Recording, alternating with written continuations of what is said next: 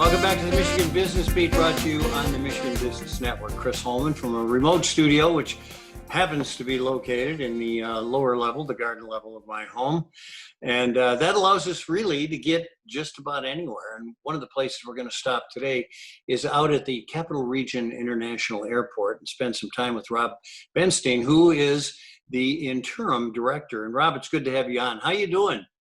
Good, Chris. Thanks for having me.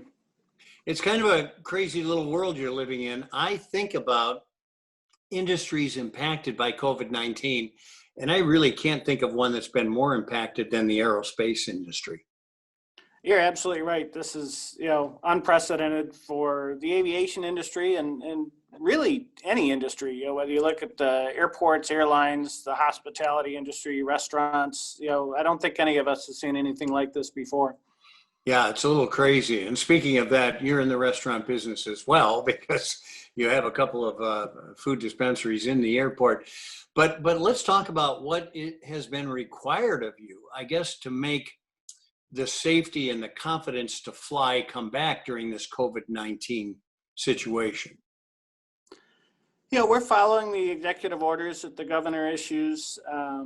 But we'd be doing that anyways. It's really about making the passengers feel safe and comfortable and trying to get them back into the air. And we're doing the same thing with our airline partners, whether it's, the cleaning of the facility, we've hired extra staff to do that, or providing hand sanitizers, all the social distancing dots on the floor, whether it's in the queue lines at the ticket counter, or the rent-a-cars, or at the TSA checkpoint, installing sneeze guards or barriers at the various touch points, at the ticket counters or at the Customs and Border Protection facilities. Anything we can do to make those passengers feel safe and comfortable, we're trying to do that. Well, let's talk a little bit about those passengers. I would imagine you've been somewhat devastated with the numbers in the drop. Are they starting to come back at all? They are. April was definitely the bottom point. I think in April we were down 95% of what our normal traffic volume is. So less than 600 passengers for the entire month.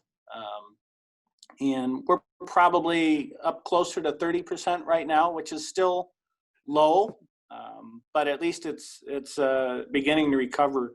They talk about the V-shaped, W-shaped recovery. I kind of call it the Nike swoosh shape, where it was a sharp drop and then kind of slowly coming out of it. I think we're seeing that pretty much across the country, a similar response, where you look at the TSA screening numbers, they're about 30% of what they were last year at this time. So going from 5% in April, to 30% now, I think that's probably what we can expect for the time being. So a similar trajectory. At least your airport is maintaining a consistent market share, even though it's a declining market. It is. Right now, our capacity is probably about 50% of what it normally would be. We usually get about 12 flights a day, and I think September we're 5 flights, and we expect that to go up a few more in October. So again, that's pretty much in line with the industry average, about 50% of what the normal capacity would be. And then when you look at the load factors, how full the aircraft are, we're running about 55%, believe it or not. But in good times, we're probably closer to 75 to 80% full. It's kind of interesting, though, when people drive by an airport, they think of passengers and they think of the major airlines. In fact, you are a much bigger economic piece of that in your community. You do a number of things other than just shuttle passengers through there. Correct. One of our biggest tenants is United Parcel Service.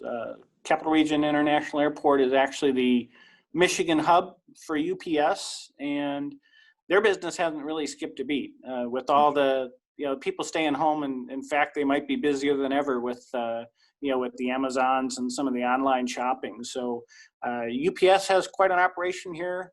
They've got a couple wide body aircraft flights per day, and then probably about a dozen feeder aircraft that primarily go up north, northern lower peninsula and UP to take the packages that come in from the hubs up to the the farther reaches in Michigan. Yeah.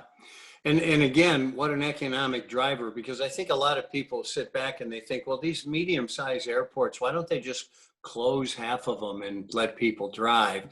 But they don't realize the economic ramifications for corporations and employers in the area that would really affect. It would, and it's an important balance to serve all our customers that have the various needs. Whether it's a leisure traveler, we've got our Apple Vacations and the seasonal traffic to our international destinations, but the business traveler is important, and cargo, and then also our corporate and general aviation. We've got a pretty large corporate base here, and they're all important, and they're all important to part of the recovery as well.